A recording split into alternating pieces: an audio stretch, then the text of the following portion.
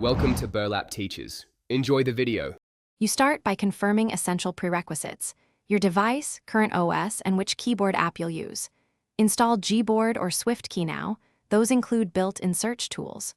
Once installed, open Settings, right arrow System, right arrow Languages and Input, and select the new keyboard. Make sure you grant full access and microphone permissions if the keyboard asks. This enables search suggestions. You're doing this to let the keyboard query Google quickly, so complete these steps before moving to customization. Now you enable the Google search feature inside the keyboard. Open the keyboard app, tap Settings, then look for Search, Toolbar, or Integrations. Toggle on the Google icon and web suggestions. Allow the keyboard to access the network when prompted. Once done, customize toolbar buttons. Add Search, GIF, Clipboard, or Translate so you can reach Google in one tap. Make sure to test inside any text field. Type, and tap the Google icon to confirm real-time web results appear. Finish by testing the integrated search across messaging, browser, and notes apps.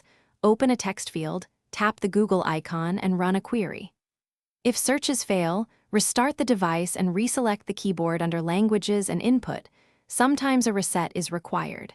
If problems persist, clear the keyboard app cache or reinstall it.